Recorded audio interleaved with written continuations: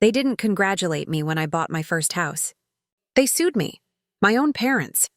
I was still unpacking boxes when I got the notice. Plaintiffs Mr. and Mrs. Rafi, defendant, their son. It almost looked like a mistake, like a cruel joke. But it wasn't. The lawsuit claimed I had stolen family property. The irony? I bought that house with my own money. 13 years of saving, 2 jobs, nights I didn't sleep, meals I skipped.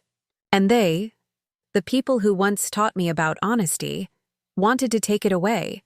They said it was about fairness, that the house belonged to the family. But I knew the truth.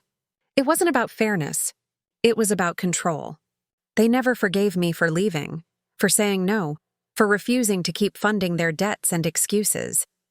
My father wanted my success under his name. My mother wanted me guilty for their failures. So when I finally built something that was mine, they came for it. The hearing was set for a Thursday morning. I remember the sound of the gavel echoing when my name was called. My father stood at the plaintiff's table, confident, rehearsed. My mother avoided my eyes. I didn't speak much, not yet, because 3 months before that day, I already knew they would do this. It started with a call from the bank, a strange inquiry about property transfer documents. When I checked, I saw forged signatures. My signatures. Their attempt to claim ownership before I even moved in. They underestimated me. I didn't confront them. I played along. I let them think I was naive, too busy working to notice. But every visit, every text, every slip of paper they gave me, I collected quietly, methodically. By the time their lawsuit arrived, I had everything: bank statements, message logs, witness testimonies from the broker and the notary they'd tried to bribe. I wasn't planning to defend myself. I was planning to expose them. The day before court, I called my lawyer, an old friend from university. He said, "Are you sure you want to go through with this?"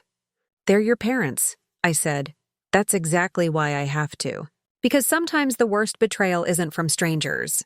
It's from the people who taught you to trust." When the judge asked for my statement, I stood up, calm. My hands didn't shake. "I worked for this house," I said. "Every document here proves it. But this isn't just about property. It's about intent." I handed the folder to the clerk. Inside were voice recordings, short, clear, undeniable. My father's voice, laughing with the notary about how easy it is to make the boy sign. My mother's voice saying, "He'll forgive us once we have it." The courtroom fell silent. My father's face turned gray. My mother began to cry, but not out of guilt, out of exposure.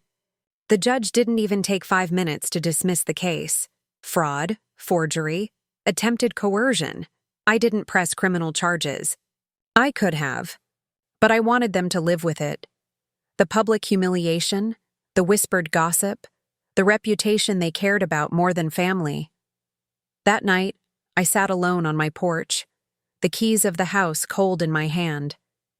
For the first time, it didn't feel like a house. It felt like freedom, paid for not just with money but truth. I didn't celebrate.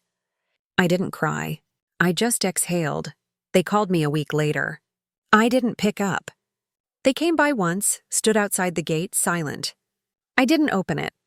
There's a line you cross when you betray blood. You can't step back from it. Sometimes revenge isn't loud. It's not shouting or breaking things. It's silence. It's distance. It's standing in the home they tried to steal, knowing every wall and brick is proof of what you survived. They taught me that family could destroy you. But they also taught me something else, that I didn't need anyone's permission to rebuild.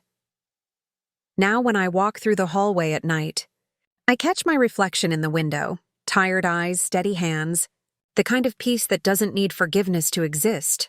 Because some people never deserve your forgiveness. They deserve your absence, and I gave them exactly that.